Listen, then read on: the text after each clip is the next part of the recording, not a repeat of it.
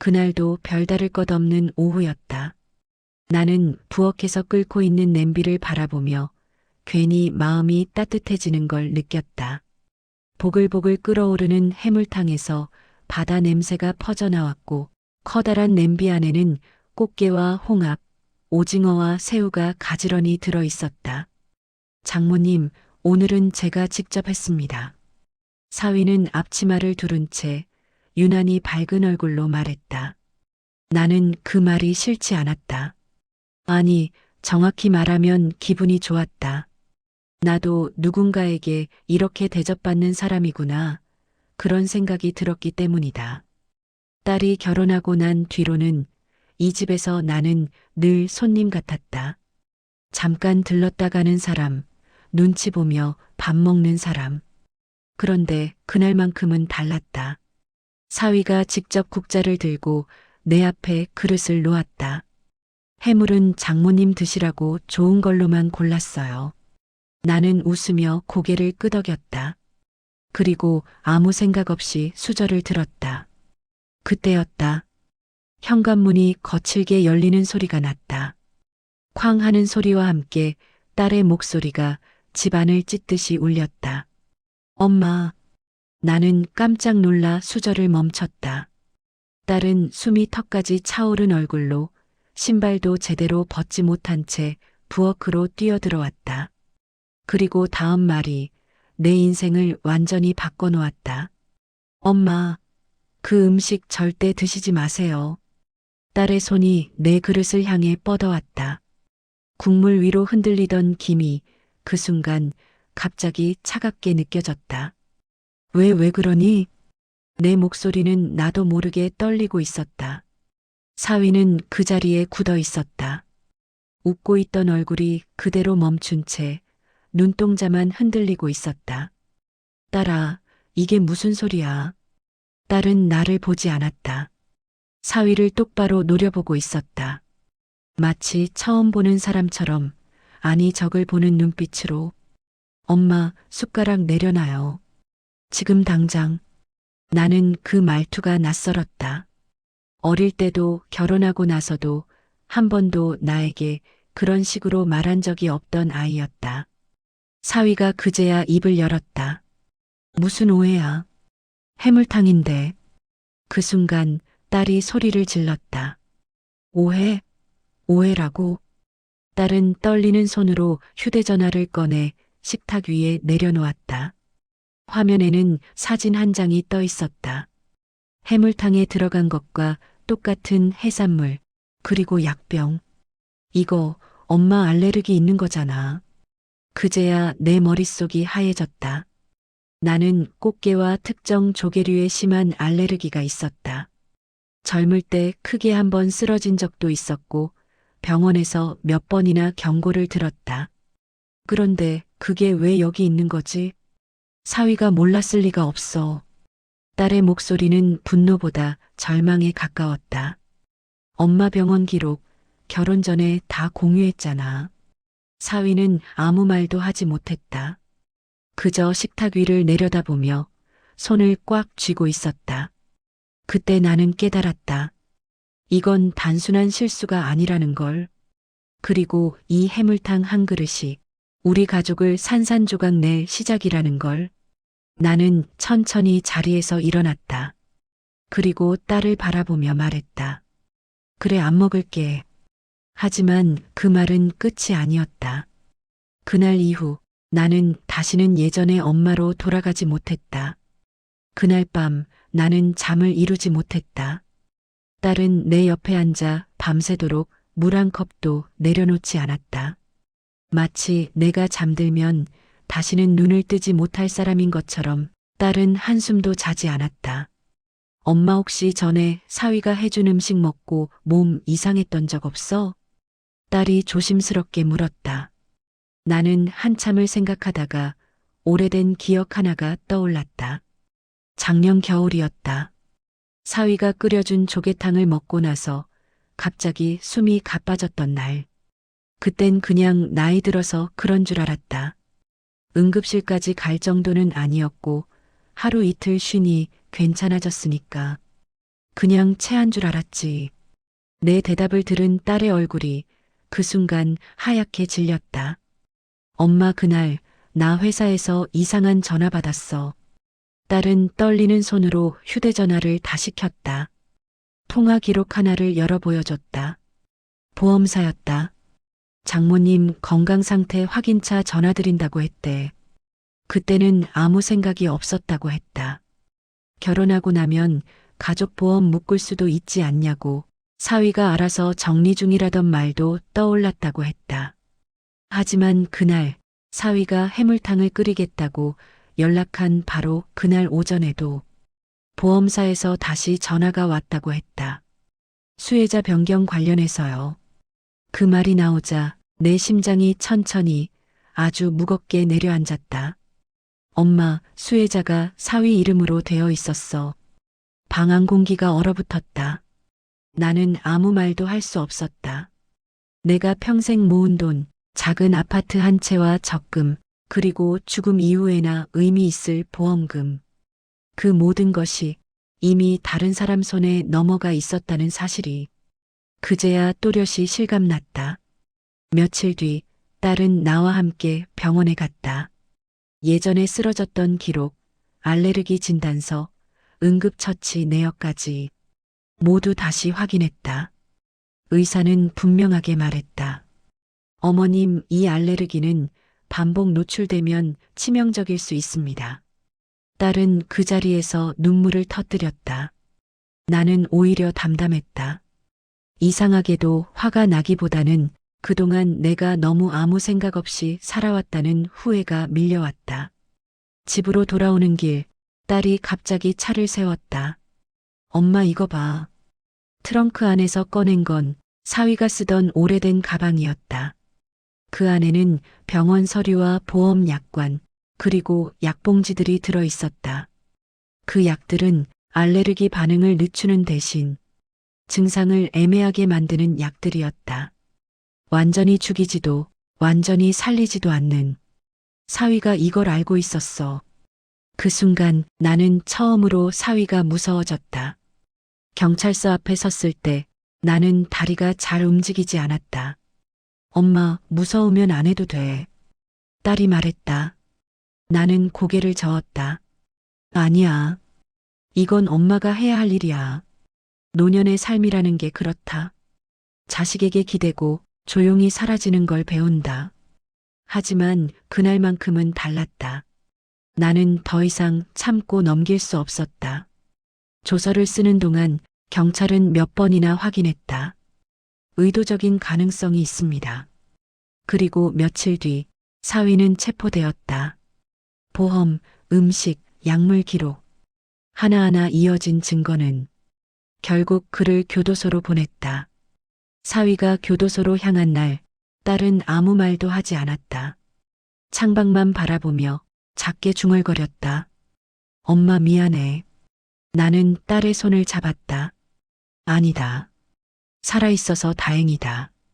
노년의 지혜라는 건 크게 똑똑해지는 게 아니었다. 위험을 알아차리고 끝내 살아남는 것이었다. 그날 이후 나는 내 명의의 모든 것을 정리했다. 그리고 딸에게 말했다.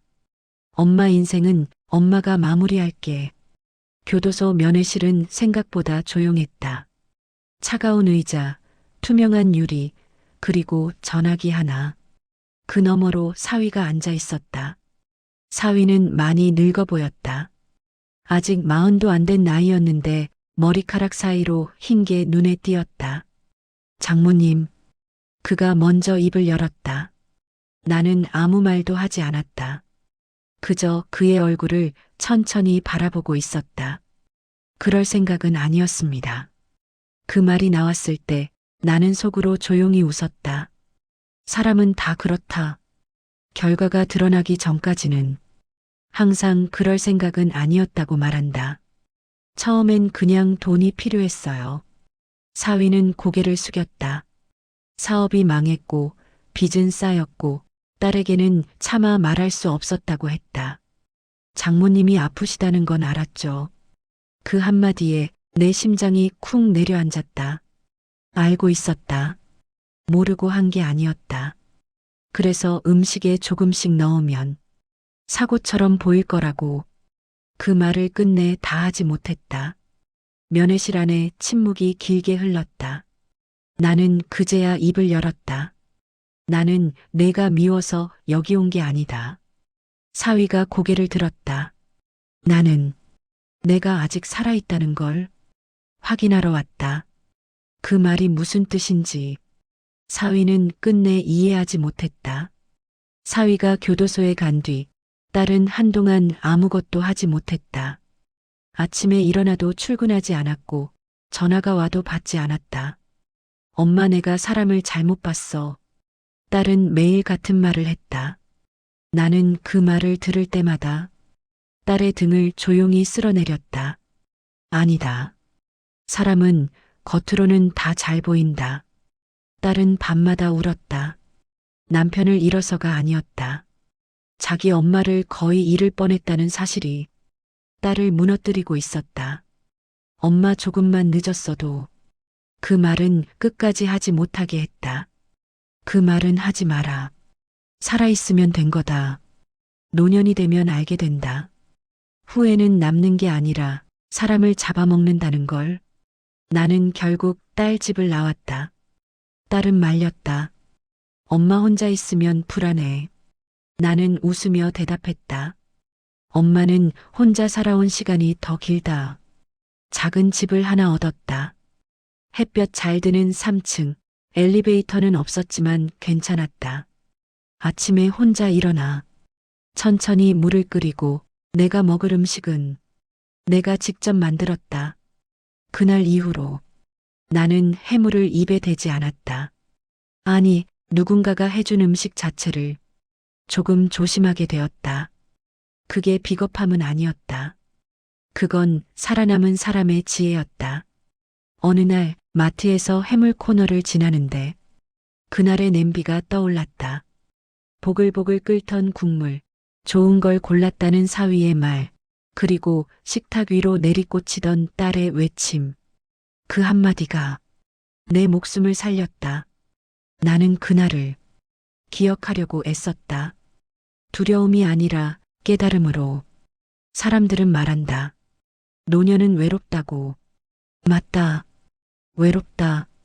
하지만 더 무서운 건 외로움이 아니라 방심이다. 가족이라서, 사위라서, 딸의 남편이라서 믿어야 한다고 생각했던 그 마음이 나를 죽일 뻔했다. 이제 나는 안다. 사랑과 신뢰는 나이와 혈연으로 주어지는 게 아니라 행동으로 증명되는 것이라는 걸. 지금 이 이야기를 조용히 듣고 있는 당신에게 나는 한 가지 말만 남기고 싶다. 음식 한 숟갈, 말 한마디, 작은 이상함 하나. 그걸 그냥 넘기지 마라. 노년의 지혜는 참는 데 있지 않다. 알아차리는 데 있다. 나는 살아있다. 그리고 오늘도 내가 끓인 국을 내가 먼저 먹는다. 그걸로 충분하다. 그 후로도 시간은 계속 흘렀다. 사위가 교도소에 간 뒤에도 세상은 아무 일 없다는 듯 돌아갔다. 아침이면 해는 뜨고 사람들은 출근을 했고 시장에서는 여전히 싱싱한 해물이 팔렸다. 다만 내 안에서는 무언가가 영원히 달라져 있었다. 나는 예전처럼 사람을 쉽게 믿지 않았다. 그렇다고 모두를 의심하며 살지도 않았다. 그저 한 번 더 생각하게 되었을 뿐이다. 혼자 먹는 밥의 의미, 혼자 사는 집에서의 첫 식사는 생각보다 오래 걸렸다. 쌀을 씻고 냄비에 물을 올리고 불을 켜고 끄는 모든 동작이 괜히 느리게 느껴졌다. 예전에는 같이 먹자는 말이 좋았다. 하지만 이제는 내가 직접 먹는다는 말이 더 든든했다. 숟가락을 들고 천천히 밥을 씹으며 생각했다. 그날 딸이 조금만 늦었더라면 이 밥을 먹고 있지 못했을지도 모른다는 생각을. 그 생각이 들 때마다 나는 밥 한 숟갈을 더 천천히 씹었다. 딸과의 전화. 딸은 하루에 한 번은 꼭 전화를 했다. 그 질문이 처음엔 부담스러웠다. 내가 아이가 된 것 같아서.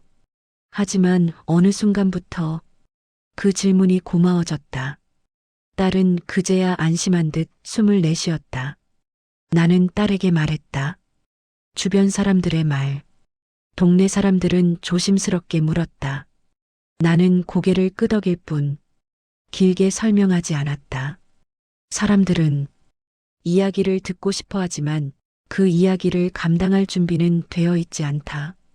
그래서 나는 말을 아꼈다. 노년이 되면 알게 된다. 모든 진실을 다 말할 필요는 없다는 걸. 다시 떠오르는 냄비 소리. 밤이 되면 가끔 그날의 소리가 들리는 것 같았다. 보글보글 국물이 끓는 소리. 눈을 감으면 그 냄비가 보였다. 나는 그럴 때마다 자리에서 일어나 물을 마셨다. 그리고 스스로에게 말했다. 하지만 기억이라는 건 끝난다고 사라지지 않는다. 그저 조용히 옆에 앉아 있을 뿐이다. 교도소에서 온 편지. 어느 날 우편함에 편지 하나가 들어 있었다. 보내는 사람을 보자마자 손이 잠시 멈췄다. 사위였다. 편지를 뜯기까지 한참이 걸렸다. 그 안에는 길지 않은 글이 적혀 있었다. 그 말들이 나를 흔들지는 않았다. 나는 편지를 다시 접어 서랍 깊숙이 넣었다. 용서는 상대가 요구한다고 되는 게 아니다. 살아남은 사람이 선택하는 것이다. 나이 든다는 것. 예전에는 나이 들면 모든 게 느려질 줄 알았다. 몸만 느려지는 게 아니었다. 생각이 깊어졌다. 그게 서글플 때도 있었지만 지금은 안다. 그 덕분에 나는 오늘도 살아있다는 걸. 다시 해물탕 이야기. 사람들은 아직도 말한다. 그 말을 들을 때마다 나는 속으로 조용히 대답한다. 설마가 사람 잡는다. 이 말은 농담이 아니다. 내 인생이었다. 이 이야기를 지금도 끝까지 듣고 있는 누군가가 있다면 나는 그 사람에게 말하고 싶다. 가족이라고 해서 무조건 믿지 마라. 하지만 의심 속에 살지도 마라. 그 사이 어딘가에 당신을 지켜주는 감각이 있다. 그 감각을 무시하지 마라. 그날 딸의 외침이 없었다면 나는 여기 없다. 그 한 문장이 내 남은 인생을 살렸다. 어느새 계절이 바뀌었다. 사람 일이라는 게 그렇다. 큰일이 지나가고 나면 계절이 먼저 바뀐다. 창문 틈으로 들어오던 바람이 어느 날은 차가워졌고 어느 날은 다시 부드러워졌다. 나는 그 바람을 느끼며 생각했다. 아, 내가 아직 계절을 느끼고 있구나. 그 사실 하나만으로도 그날은 충분히 살아낸 하루였다. 아침마다 확인하는 것. 나는 아침에 일어나면 가장 먼저 물 한 컵을 마신다. 그 다음은 손을 가슴 위에 올려놓고 잠시 눈을 감는다. 심장이 뛰는지, 호흡이 괜찮은지. 예전엔 그런 걸 확인하지 않았다. 숨은 당연히 쉬어지는 거라고 믿고 살았으니까. 하지만 이제는 안다. 당연한 건 한 번 잃을 뻔해야 소중해진다는 걸. 노년의 하루는 느리다. 나는 일부러 하루를 느리게 쓴다. 급히 갈 곳도 없고 누군가에게 맞춰야 할 일정도 없다. 밥을 짓는데도 괜히 시간을 더 쓴다. 쌀을 씻으면서 한 번은 물에 담가두고 한 번은 다시 헹군다. 누가 보면 괜히 유난 떠는 노인이라고 할지 모른다. 하지만 나는 안다. 이 느림이 나를 살린다는 걸. 딸이 처음 웃은 날, 사위 일이 정리되고 몇 달이 지나서야 딸은 처음으로 웃었다. 전화기 너머에서 아주 짧게 웃었는데 그 웃음이 그렇게 반가울 수가 없었다. 딸은 사위 이야기를 하지 않았다. 그 사실이 나를 조금 안심시켰다. 사람은 상처를 잊어서 회복되는 게 아니다.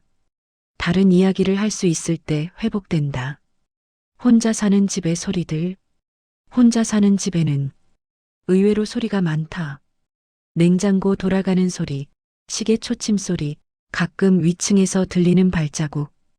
예전에는 그 소리들이 외로움 같았다.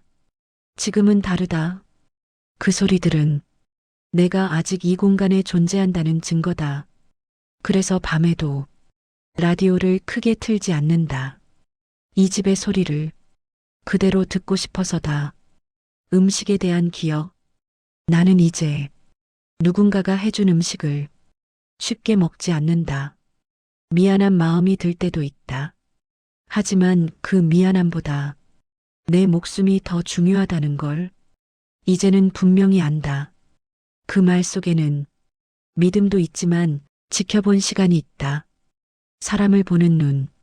이 일을 겪고 나서 사람을 보는 눈이 달라졌다. 말을 잘하는 사람보다 말을 지키는 사람을 보고 웃음이 많은 사람보다 표정이 흔들리지 않는 사람을 본다. 사위는 말을 잘했다. 너무 잘했다. 그래서 나는 이제 조용한 사람을 믿는다. 다시 꺼내본 편지. 어느 날 밤 서랍 깊숙이 넣어둔 사위의 편지를 다시 꺼냈다. 그 문장들을 다시 읽어보면서도 가슴은 크게 움직이지 않았다. 그건 냉정함이 아니었다. 이미 끝낸 마음이었다. 나는 편지를 다시 접어버렸다. 그리고 생각했다.